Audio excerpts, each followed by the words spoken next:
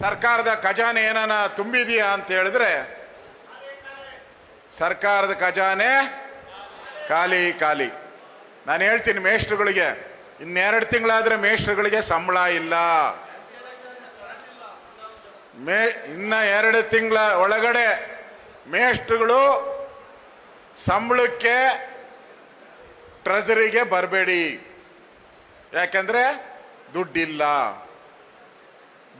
ಈಗ ಕುಮಾರಣ್ಣ ಅವ್ರು ಹೇಳ್ತಾ ಇದ್ರು, ಏನ್ ಬ್ರದರ್ MP ಎಲೆಕ್ಷನ್ ಆದ್ಮೇಲೆ ಇವರು ಆ ಫ್ರೀ 2,000 ಕೊಡ್ತಾರ ಗ್ಯಾರಂಟಿ ಅಂತ ಕೇಳ್ತಾ ಇದ್ರು. ಗ್ಯಾರಂಟಿ ಅಲ್ಲ, ಗ್ಯಾರಂಟಿ ಕೊಡೋದೇ ಇಲ್ಲ. ಎಲೆಕ್ಷನ್ಗೋಸ್ಕರ ಹೇಳಿದ್ದಾರೆ. ಕೇಂದ್ರ ಸರ್ಕಾರದ ಮೇಲೆ ಒಂದು ಗೂಬೆ ಕೂತರಿಸ್ಬಿಟ್ಟು ಅದನ್ನು ಕೈ ಎತ್ತುತ್ತಾರೆ. ಯಾಕಂದ್ರೆ ದುಡ್ಡಿಲ್ಲ ಅವ್ರ ಹತ್ರ. ಈಗ ಹಾಲಂದು ಕೊಡ್ಬೇಕಲ್ಲ. ಈಗ ಹಳ್ಳಿಗಳ ಕಡೆ ಹಾಲು ಹಾಕಿರೋಂಥವ್ರಿಗೆ ಸೊಸೈಟಿಗಳಿಗೆ 8 ತಿಂಗಳಿಂದ ಸುಮಾರು 850 ಕೋಟಿ ಕೊಡಬೇಕು, ಕೊಟ್ಟಿಲ್ಲ. ಅಕ್ಕಿ ದುಡ್ಡು ಕೊಟ್ಟಿಲ್ಲ. ಡ್ರೈವರ್ಗಳಿಗೆ ಸಂಬಳ ಇಲ್ಲ. ಆಂಬ್ಯುಲೆನ್ಸ್ ಡ್ರೈವರ್ಗೆ ಸಂಬಳ ಇಲ್ಲ. ಸಬ್ಸಿಡಿ ಮಕ್ಕಳು ಕೊಡ್ಬೇಕಾಯ್ತು, ಆ ಸಬ್ಸಿಡಿನೂ ಇಲ್ಲ. ಏನು ಕೇಳಿದ್ರು ಒಂದೇ, ಅವರು 2,000 ರೂಪಾಯಿ ಕೊಟ್ಟಿಲ್ಲನಪ್ಪ ಅಂತಾರೆ.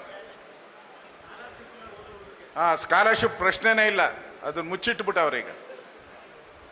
ಈ ಪರಿಸ್ಥಿತಿ ನೀವು ಕೇಳಿ, ಇಲ್ಲಿ MLAಗಳವರೆಲ್ಲ ಕಾಂಗ್ರೆಸ್ MLA ಕೇಳಿ, ಅವ್ರ ಯೋಗ್ಯತೆಗೆ 1 ವರ್ಷದಲ್ಲಿ 1 ರಸ್ತೆಗೆ ಅನುದಾನ ತಂದವರ ಕೇಳಿ.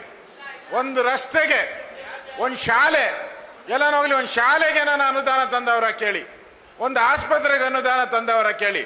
ಹೇಳಿಲ್ಲ. ಮುಖ್ಯಮಂತ್ರಿ ಮನೆಗಳೇ ಹೋಗೋದು ಬಿಟ್ಟು 1 ವರ್ಷ ಆಗಿದೆ. MLAಗಳು ಯಾರು ಹೋಗಲ್ಲ. ಒಬ್ಬರ ಹತ್ರನೂ ಹಣ ತರುವಂತ, ಕ್ಷೇತ್ರದ ಅಭಿವೃದ್ಧಿ ಮಾಡುವಂತ ಶಕ್ತಿ ಒಬ್ಬ MLA, ಕಾಂಗ್ರೆಸ್ MLAಗೂ ಯಾರಿಗೂ ಉಳಿದಿಲ್ಲ. ಇವತ್ತು ಯಾರು ಹೋದ್ರೂ ಕೂಡ ಒಂಥರ DK ಶಿವಕುಮಾರ್ ರೌಡಿಸಮ್ ತರ, ಸಿದ್ದರಾಮಯ್ಯನವರು ರೋಪ್ ಹಾಕೋದು, ಇವೆರಡು ಮಾಡಿ ಒಬ್ಬ MLAನೂ ಮುಖ್ಯಮಂತ್ರಿ ಮನೆಗೂ ಹೋಗಲ್ಲ, ಉಪಮುಖ್ಯಮಂತ್ರಿ ಮನೆಗೂ ಹೆಜ್ಜೆ ಇಕ್ಕಲ್ಲ. ಈ ಪರಿಸ್ಥಿತಿ, ಸರ್ಕಾರ ದಿವಾಳಿ ಔಟ್ ಇದೆ. ನಿಮಗೂ ಗೊತ್ತಾಗ್ತದಲ್ಲ, ಇಷ್ಟೆಲ್ಲ ನಾವು ಹೇಳಿದ್ಮೇಲೆ ನಿಮಗೂ ಗೊತ್ತಾಗಿದೆ. ಈ ಪರಿಸ್ಥಿತಿಯಲ್ಲಿ ಈ ಚುನಾವಣೆ, ಶಿಕ್ಷಕರ ಕ್ಷೇತ್ರದ ಚುನಾವಣೆ, ಎಲ್ಲ ವಿದ್ಯಾವಂತರು, ಬುದ್ಧಿವಂತರು. YA ನಾರಾಯಣ ಸ್ವಾಮಿ 3 ಬಾರಿಗೂ ಹೆಚ್ಚು ಬಾರಿ ಇಲ್ಲಿ ಗೆದ್ದಿದ್ದಾರೆ. ಪ್ರತಿಯೊಬ್ಬರಿಗೂ ಪರಿಚಯ ಇರೋರು.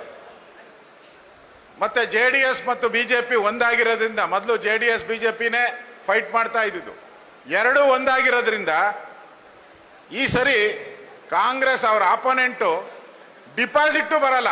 ಆ ರೀತಿಯ ಗೆಲುವನ್ನ YA ನಾರಾಯಣ ಸ್ವಾಮಿ ಅವರಿಗೆ ಕೊಡಬೇಕು ಅನ್ನೋ ಒಂದು ಮಾತನ್ನ ಈ ಸಂದರ್ಭದಲ್ಲಿ ನಾನು ಹೇಳ್ತಾ ಇದ್ದೀನಿ.